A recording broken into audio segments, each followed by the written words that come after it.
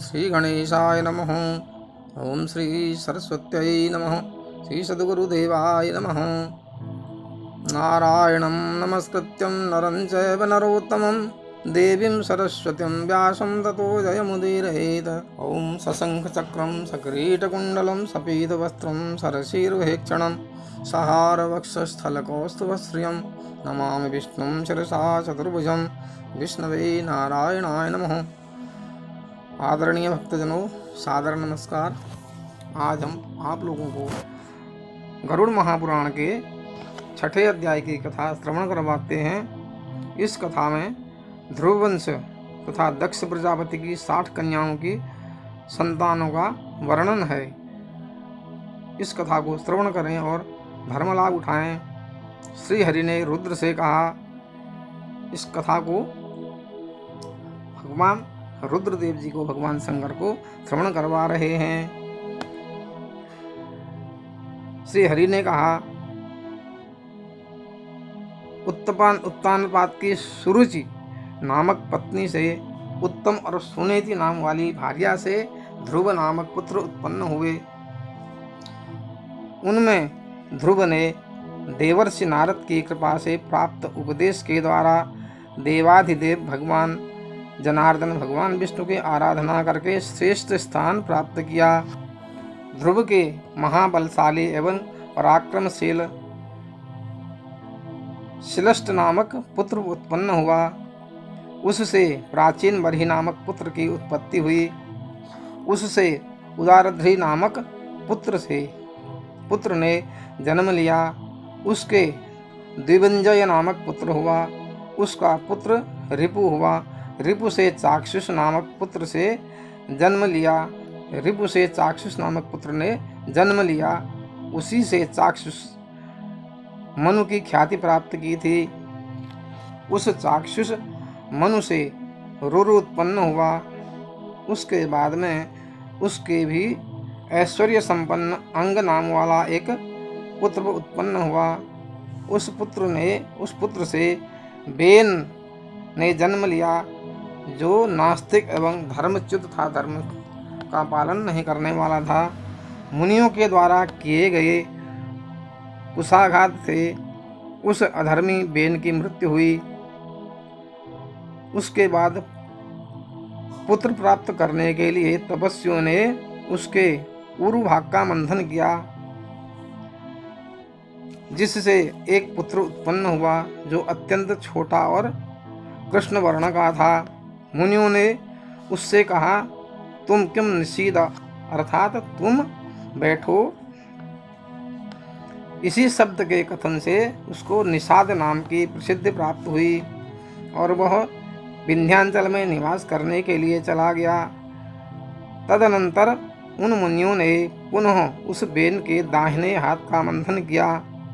उस मंथन कर्म से बेन को विष्णु का मानस रूप धारण करने वाला पृथु नाम का पुत्र उत्पन्न हुआ। राजा पृथु ने प्रजा की जीवन रक्षा के लिए पृथ्वी का दोहन किया। उस पृथुराज का अंतर्धान नामक एक पुत्र हुआ। उससे हविर्धान नामक पुत्र की उत्पत्ति हुई। उस हविर्धान का पुत्र प्राचीन बरही हुआ, जो पृथ्वी का एक छत्र सम्राट था। उसके लवण समुद्र की पुत्री सामुद्री के साथ विवाह किया। उस प्राचीन बरही से सामुद्री ने 10 पुत्रों को जन्म दिया। ये सभी प्राचेतस नाम वाले धनुर्वेद में निष्णात हुए। धर्माचरण में निरत रहते हुए उन लोगों ने 10,000 वर्षों तक जल में निमग्न होकर अत्यंत कठिन तपस्या के प्रभाव से प्रजापति का पद प्राप्त करने वाले उन तपस्वियों का विवाह मारिसा नामक कन्या से हुआ। शिव के श्राप से ग्रस्त दक्ष ने इसी मारिसा के गर्भ से पुनः जन्म ग्रहण किया। दक्ष ने सबसे पहले 4 प्रकार की मानस प्रजाओं की सृष्टि की, किंतु महादेव के शाप से उस मानस संतान की अभिवृद्धि नहीं हुई, अतः उन प्रजापतियों ने स्त्री रूप के संयोग से होने वाली मैथुनी सृष्टि की इच्छा की। इसके बाद दक्ष ने प्रजापति वीरण की पुत्री अक्षिणी के साथ विवाह किया। इस अक्षिणी के गर्भ से उन दक्ष के 1000 पुत्र उत्पन्न हुए। नारद के उपदेश से वे सभी पृथ्वी की अंतिम सीमा को जानने के लिए निकल पड़े, किंतु पुनः वापस नहीं आए। हे हर, इस प्रकार उन 1000 पुत्रों के नष्ट हो जाने पर दक्ष ने पुनः 1000 पुत्रों को जन्म दिया। वे सभी सबलाश्व नाम से प्रसिद्ध हुए। उन लोगों ने भी अपने बड़े भाई के मार्ग का ही अनुसरण किया। पुत्रों के ऐसे विनाश को देखकर क्रुद्ध दक्ष ने नारद को श्राप दे दिया कि तुम्हें भी पृथ्वी पर जन्म लेना होगा। अतः नारद कश्यप मुनि के पुत्र रूप में उत्पन्न हुए। इसके बाद दक्ष प्रजापति ने अक्षिणी से 60 रूपवती कन्याओं को जन्म दिया, जिनमें से उन्होंने 2 कन्याओं का विवाह अंगिरा के साथ किया। उनके द्वारा 2 कन्याएं कृश्वाश्व, 10 कन्याएं धर्म, 14 कन्याएं कश्यप तथा 28 कन्याएं चंद्रमा को दी गई। हे महादेव, इनके पश्चात दक्ष ने मनोरमा, भानुमति, विशाला तथा बहुधा नामक 4 कन्याओं का विवाह अरिष्ट नेमि के साथ किया। दक्ष प्रजापति ने कृश्वाश्व को सुप्रजा और जया नामक कन्याओं को प्रदान किया। अरुंधति, वसु, यामी, लंबा, भानुमति, मरुत्वती, संकल्पा, मुहूर्ता, साध्या तथा विश्वा ये धर्म की 10 पत्नियां कही गई हैं। अब मैं कश्यप की पत्नियों के नामों को भी कहता हूँ। उनके नाम हैं अदिति, दिति, दनु, काला, अनायु, सिंहिका, मुनि, कद्रुह, साध्या, इरा, क्रोधा, बिंता, सुरभि और खगा। ये रुद्र धर्म की पत्नी विश्वा से विश्वेदेव और साध्या से साध्य गणों की उत्पत्ति हुई और मरुत्वती से मरुत्वान तथा वसु से 8 वसुगणों का आविर्भाव हुआ। हे शंकर, भानु से 12 आदित्य सूर्य जो हैं और मुहूर्ता से मुहूर्त गणों की उत्पत्ति हुई। लंबा से घोष तथा यामी से नागवीथिका का जन्म हुआ और संकल्पा से सर्वात्मक संकल्प का प्रादुर्भाव हुआ। आप ध्रुव, श्रोम, धर, अनिल, अनल, प्रत्यूष तथा प्रभास ये 8 वसु माने गए हैं। आपके वेतुंडी, श्रम, श्रांत और ध्वनि नामक 4 पुत्र हुए। ध्रुव के पुत्र रूप में भगवान काल का जन्म हुआ, जो लोक के संहारक हैं। सोम से पुत्र रूप में भगवान वर्चा हुए, जिनकी कृपा से ही मनुष्य वर्चस्वी होता है। मनोहरा से धर के द्रोहिण, हुत, हव्यवह, शिशिर, प्राण और रमण नाम वाले पुत्र उत्पन्न हुए। अनिल की पत्नी का नाम शिवा है। अनिल और शिवा से पुलोमज तथा अभिज्ञात गति नाम वाले 2 पुत्र उत्पन्न हुए। अनल, अग्नि जो हैं, अनल बोलते हैं अग्नि को। अनल के पुत्र कुमार हैं, जिनकी उत्पत्ति सरकानन पर हुई थी। कृतिकाओं के पालित पुत्र होने से इन्हें कार्तिकेय भी कहा जाता है। इनके शाख, विशाख और नैगमेय नामक 3 अन्य छोटे भाई भी हैं। महर्षि देवल को प्रत्यूष नामक वसु का पुत्र माना गया है। प्रभास वसु से विख्यात देवशिल्पी विश्वकर्मा का जन्म हुआ। विश्वकर्मा के महाबलवान अजयपाद, अहिर्बुधन्य, त्वष्टा तथा पराक्रमी रुद्र ये 4 पुत्र उत्पन्न हुए।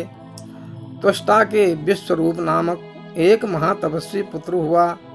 हर बहुरूप त्र्यंबक अपराजित वृषाकपि शंभु कपर्दी रैवत मृगव्याध सर्व और कपाली ये 11 रुद्र कहे गए हैं। ये तीनों लोकों के स्वामी हैं। कश्यप की पत्नी अदिति के 12 सूर्यों की उत्पत्ति हुई। कश्यप जी की पत्नी अदिति से 12 सूर्यों की उत्पत्ति हुई।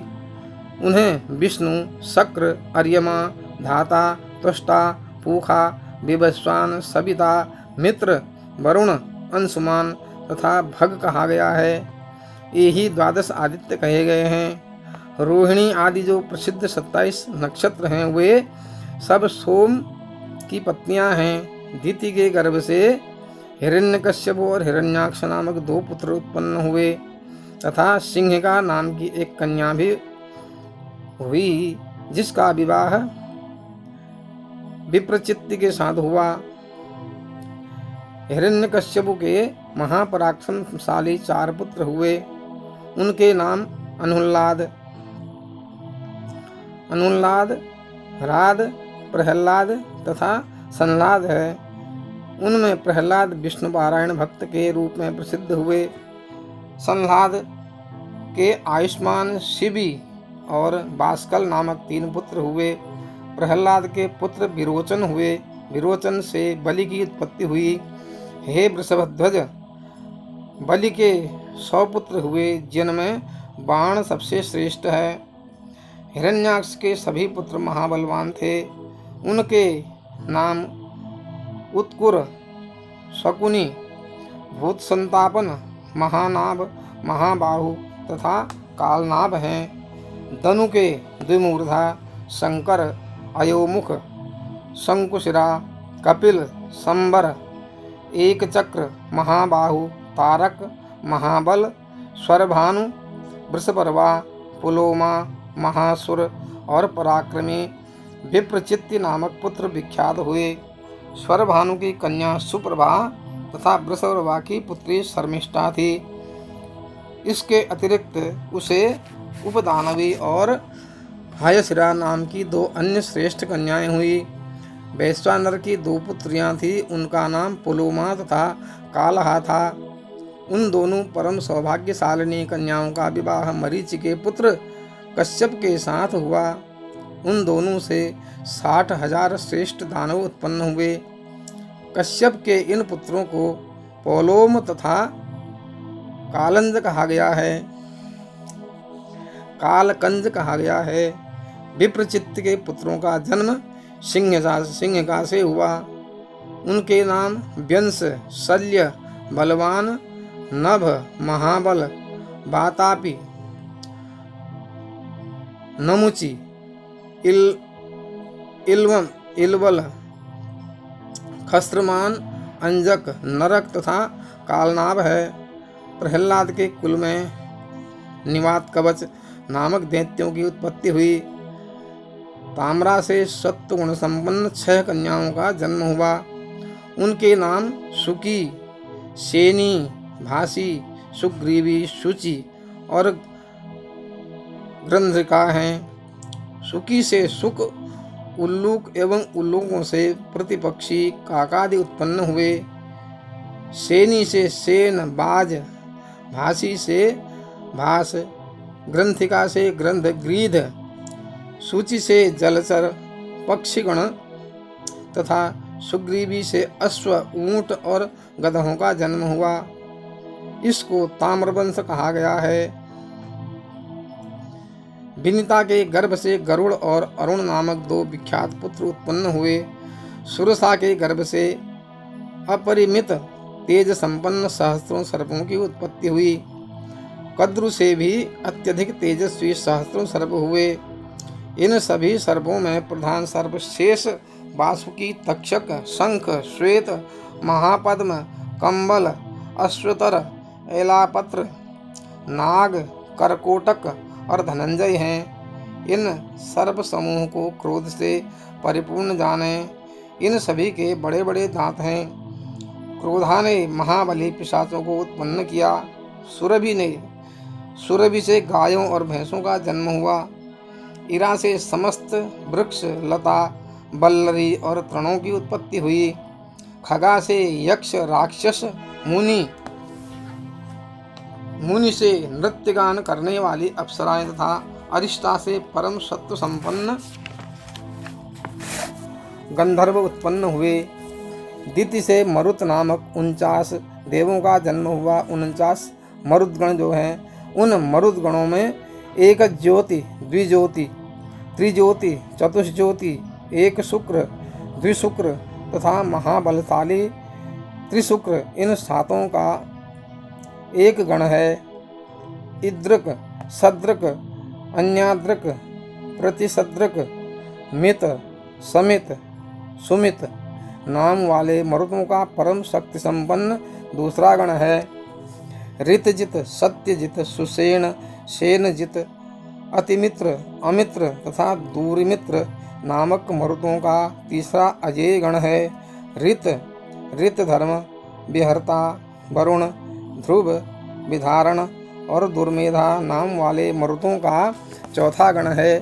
ईदृश, सदृश, एतादृश, मितासन, एतेन, पृषदृक्ष और सुरत नामक महातपस्वी मरुदों का पांचवा गण है। हेतुमान, प्रसव, सुरभ, नादिरुग्र, ध्वनिर्भास, विक्षिप तथा सह नाम वाला मरुदों का छठा गण है।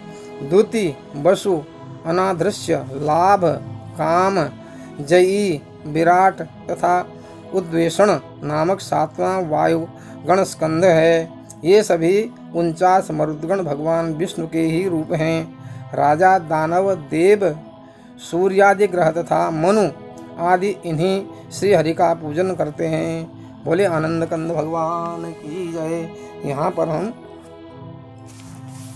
छठे अध्याय की कथा को विश्राम देते हैं। आगे की कथा आपको कल श्रवण करवाएंगे। बोले आनंद कंद भगवान की जय। श्रीमन्नारायण नारायण नारायण, श्रीमन्नारायण नारायण नारायण, भजमन्नारायण नारायण नारायण, लक्ष्मी नारायण नारायण नारायण। बोले आनंद कंद भगवान की जय। बोले विष्णु भगवान की जय। बोले गरुड़ जी महाराज की जय हो। आनंद कंद भगवान की जय।